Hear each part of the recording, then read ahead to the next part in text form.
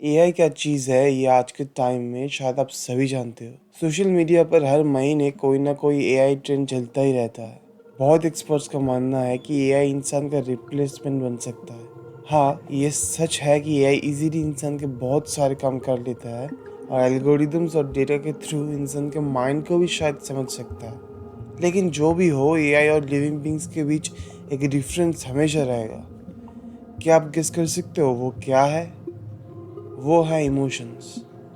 जीवित प्राणियों के इमोशंस ही उन्हें सबसे अलग बनाते हैं। और यहाँ मैं सिर्फ इंसान की बात नहीं कर रहा, इसमें प्लांट्स, डॉग्स, कैट्स, एलिफेंट्स सब आते हैं, क्योंकि हर एक लिविंग बीइंग के अंदर इमोशंस होते हैं। अब आप पूछोगे मैं इमोशन से क्या मतलब निकल रहा हूँ? सिंपल, खुशी, दुख, डर, घृणा, गुस्सा, यही सब मैं कह रहा हूँ। चलिए अब धीरे धीरे इस एपिसोड के मेन टॉपिक की तरफ आते हैं। लेकिन उससे पहले एक सवाल और आपसे करना चाहूँगा। शायद आपको लग रहा होगा मैं बार बार क्वेश्चंस क्यों कर रहा हूँ। रीज़न सिंपल है। बहुत सारे सवाल ऐसे होते हैं जिनका आंसर आपको ऑलरेडी पता होता है, लेकिन आपने उन्हें लॉजिकली सोचा नहीं होता। और देखा जाए तो इंसान को इंसान बनाता ही है क्वेश्चन करना। अगर सवाल ही ना हो तो इंसान और बाकी जानवरों में फ़र्क ही क्या बचेगा। तो मेरा सवाल है, फियर नाम के इमोशन लिविंग बींग्स को कैसे अफेक्ट करता है? नेचर में देखो, डॉग्स हो या स्नेक्स, उनमें से बहुत सारे एनिमल्स इंसान को फूड के लिए अटैक नहीं करते, लेकिन फिर भी कभी कभी इंसान या किसी और लिविंग बींग पर अटैक कर देते हैं। क्यों? क्योंकि वो खुद फियर की वजह से पहले ही अपना बचाव करने के लिए अटैक कर देते हैं। सेम चीज़ ह्यूमंस में भी होती है। इंसान के माइंड में छोटी उम्र से ही सवाल उठते हैं, क्या हम एक दिन मर जाएंगे? मरने के बाद क्या होगा? डेथ क्या है? हम इमॉर्टल हो सकते हैं क्या? और हो सकता है ऐसे सवाल और भी लिविंग बींग्स के दिमाग में आते हो। लेकिन बात यह है कि ये जो फियर इमोशन है ना, उसका रूट कॉज है फियर ऑफ डेथ।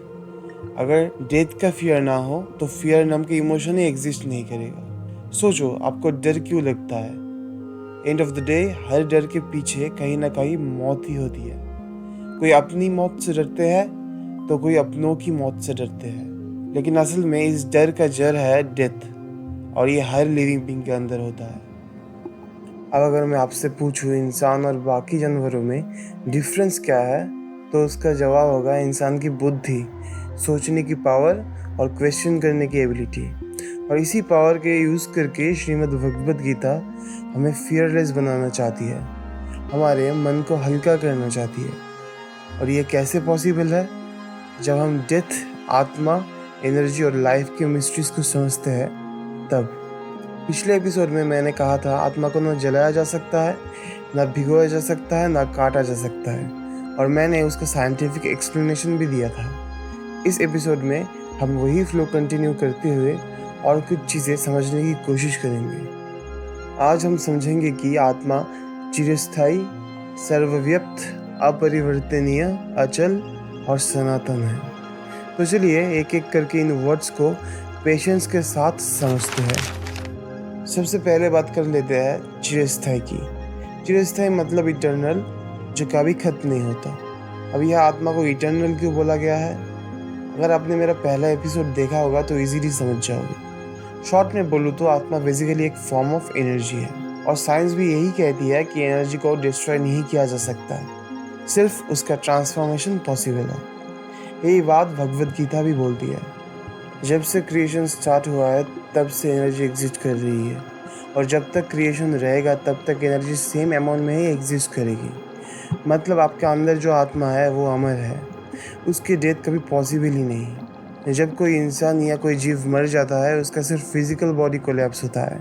ये बिल्कुल भी इसका मतलब नहीं होता कि उसका आत्मा या लाइफ फोर्स मर गया।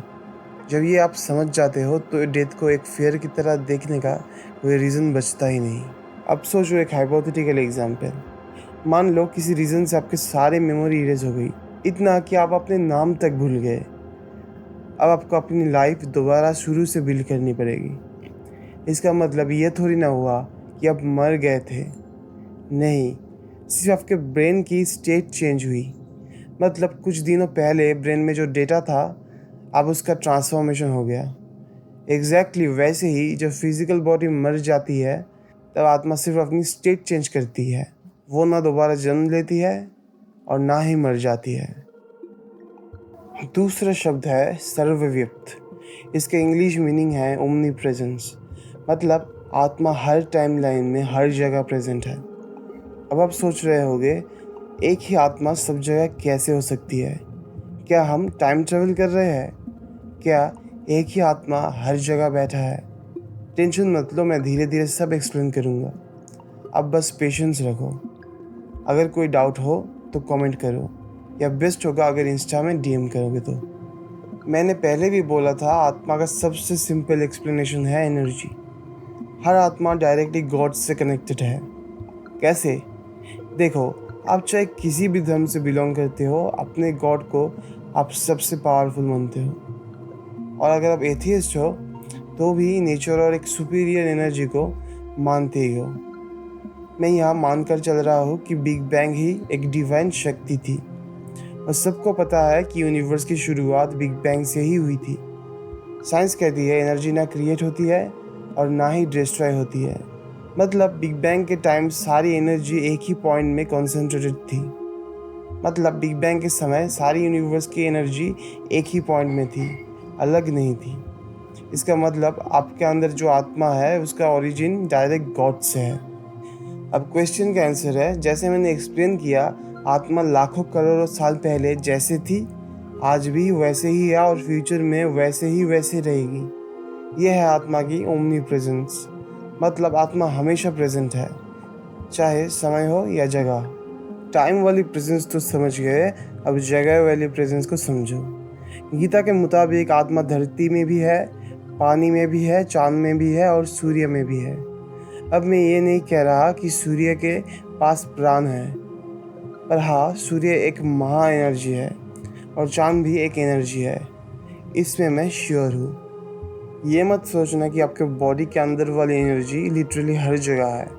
नहीं, ये लाइन बस ये समझाती है कि सृष्टि की शुरुआत से लेकर एंड तक आत्मा की प्रेजेंस पूरी यूनिवर्स में बनी हुई है, और यूनिवर्स की कोई भी एनर्जी डिस्ट्रॉय नहीं होती। यही है परम सत्य, और वही सत्य आपको फ्री और फियरलेस बनाता है। तीसरा शब्द है अपरिवर्तनीय, मतलब अनचेंजेबल।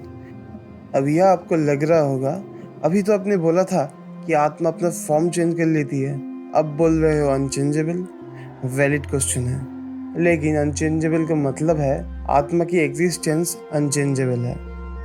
मतलब ऐसा कभी हो ही नहीं सकता कि एक आत्मा मर गई और एक नई आत्मा पैदा हो गई।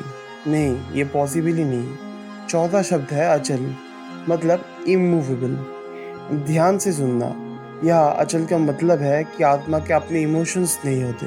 जो इमोशंस होते हैं, खुशी, गुस्सा, दुख, वो सब सिर्फ शरीर के केमिकल रिएक्शंस की वजह से होते हैं। मतलब आत्मा के पास अपने इमोशंस ही नहीं होते। तो समझ लो, आत्मा इमोशनली अचल है।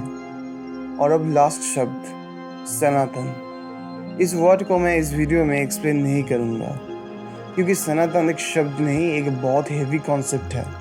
आज के वीडियो में मैं ऑलरेडी बहुत सारी इन्फॉर्मेशन दे चुका हूँ। यह मैं एक अलग वीडियो में डिटेल में समझाऊंगा। तो आज आपने मेरे साथ कंप्लीट किया है भगवद गीता के अध्याय 2 का श्लोक 24। अगर आपको लगता है कि ये वीडियो आपके लाइफ में थोड़ा सा भी वैल्यू ऐड करता है तो इसे अपने दोस्तों के साथ शेयर ज़रूर करो। अब अपने प्रियजन के लिए कोई भी गिफ्ट दो, शायद वो ख़त्म हो सकता है, पर सही ज्ञान, उसका खात्मा मुश्किल है। और अगर आपके मन में कोई भी डाउट है तो कमेंट में लिखना मत भूलना, और पर्सनल क्वेरी के लिए मुझे इंस्टा में डीएम कर सकते हो। तो चलिए, आज का एपिसोड यही एंड करते हैं। मिलते हैं नेक्स्ट पार्ट में।